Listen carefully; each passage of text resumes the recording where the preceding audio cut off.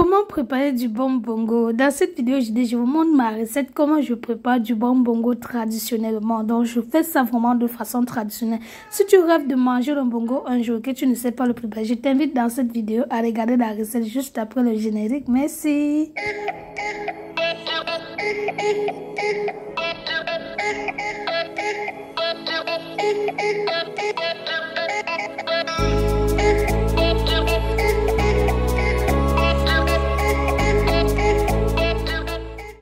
Bonjour les amis, j'espère que vous avez passé un très bon week-end. Je vous fais cette vidéo un lundi matin, donc je vous souhaite une bonne semaine à toutes, peu importe la semaine, le jour où tu vas voir cette vidéo. Alors bonne semaine à toi.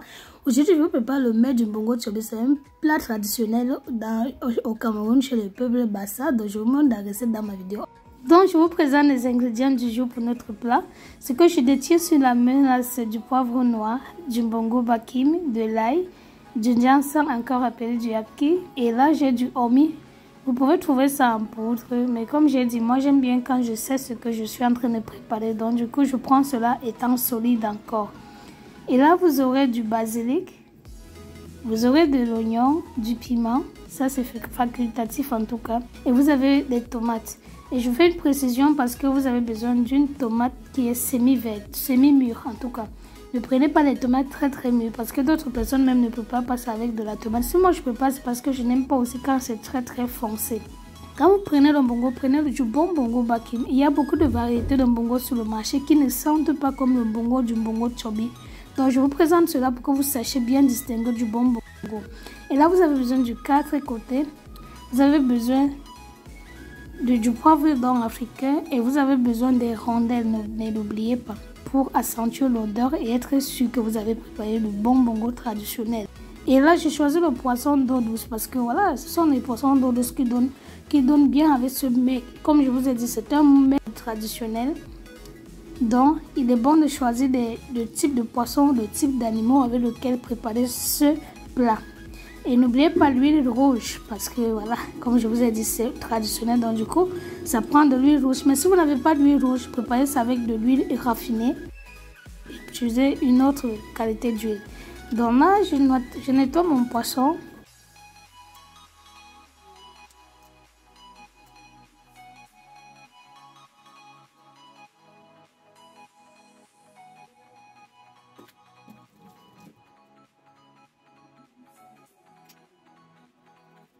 Merci les amis de me suivre parce que j'ai vu que ma communauté a grandi déjà, je suis contente pour ça. N'hésitez pas à liker, à partager et à me faire des suggestions surtout. J'ai aussi besoin de vos connaissances, je ne connais pas tout. Donc je serai ravie de partager certains petits secrets aussi avec vous dans les commentaires. Et aussi partager parce qu'il y a d'autres personnes à travers les commentaires qui découvrent beaucoup d'autres choses. Si vous avez une recette par exemple qui vous plaît, que vous aimeriez que je prépare, vous pouvez me laisser ça et je vous ferai plaisir dans les prochaines vidéos qui viennent. Donc là je vais brûler mon omi et je vais brûler aussi le bongo. Les deux bongo bakim je les ai brûlés pour être sûr que l'odeur et la couleur noire ça va sortir. Et je suis en train de râper mon omi. Et je vais passer à l'écrasement avec les mains. Comme je vous ai dit, j'aime écraser avec la main. C'est un travail, c'est vrai, mais j'aime écraser avec la main pour la simple bonne raison que je ne veux pas avec des assaisonnements qui sont sur le marché, par exemple le cube et autres là, non. Quand je le fais avec les mains, je me rassure que j'ai la bonne odeur. Il y a la texture, la bonne texture qui va sortir. Donc du coup, ça sort aussi avec le bon goût. Pour ceux qui ne veulent pas travailler, qui n'ont pas le temps, vous pouvez le faire avec le blender, avec une bonne composition comme je vous donne dans ma vidéo. Il n'est pas interdit de manger du cube si vous voulez. Vous pouvez mettre légèrement un peu, voilà, si ça vous convient. Mais comme je vous ai dit, moi je choisis de préparer à la main parce que je trouve qu'avec les épices qu'on a sur le marché, on peut bien faire les bons assaisonnements. On n'a pas besoin du cube pour que ça ressource nos plats. Avec nos compositions, nous avons des bons goûts, des éléments au naturel. Donc les amis, n'hésitez pas à le faire si c'est que vous pouvez, vous sentez fort pour ça. On va passer maintenant à l'assaisonnement de notre plat. Comme je vous ai dit, l'oignon c'est facultatif, il y a d'autres personnes qui n'en mettent pas.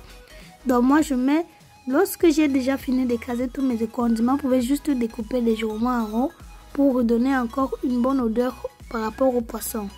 Donc du coup je vais utiliser de l'huile rouge comme je vous ai dit, j'ai mis ça déjà au feu. Vous mettez ça au feu même peut-être pendant 1 minute de façon à ce que l'odeur qui est très forte dans l'huile rouge s'évapore. Les amis, c'est un plat que vous pouvez déguster avec n'importe quel complément, comme par exemple du manioc, des ignames, du macabo ou du plantain semi-mûr ou non mûr, ça dépend de vous, même du bâton ou du riz. Moi, pour mon plat du jour, je vais préparer ça avec du macabo rouge. Vous allez voir comment je vais assaisonner mon macabo pour mieux accompagner mon plat. Donc, profitez au max. Pour ceux qui aiment découvrir les recettes, c'est en pratiquant la même chose que je vais faire dans cette vidéo. Vous verrez que c'est très délicieux d'essayer. Merci déjà à tous ceux qui se sont abonnés. J'espère que on va faire ce chemin ensemble. N'oubliez pas, je publie 2 fois par semaine. Ça dépend de l'heure. Je vais vous communiquer les heures lorsque j'aurai plus de temps pour savoir quel moment faire les vidéos. Quand j'ai le temps ou pas pour le moment, voilà, je les fais de façon vague. Mais je publie 2 fois par semaine. Donc les amis, pour ceux qui sont déjà mes abonnés, je vous mets un cœur. Donc n'hésitez pas à partager, à liker, à me faire les suggestions en bas. Je serai ravie de connaître que j'ai déjà une communauté qui me suit. Et là c'est prêt, c'est servi. Regardez ce que mon plat ça donne. Qui ne peut pas manger ce repas-ci?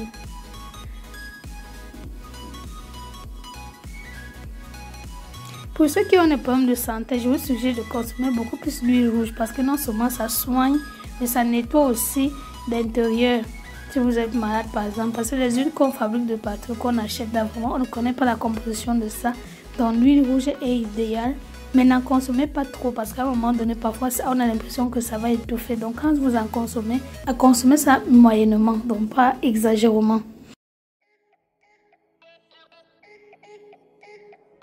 Merci pour la vidéo, on se retrouve pour une prochaine fois. Ciao, ciao. Merci pour ceux qui ont regardé.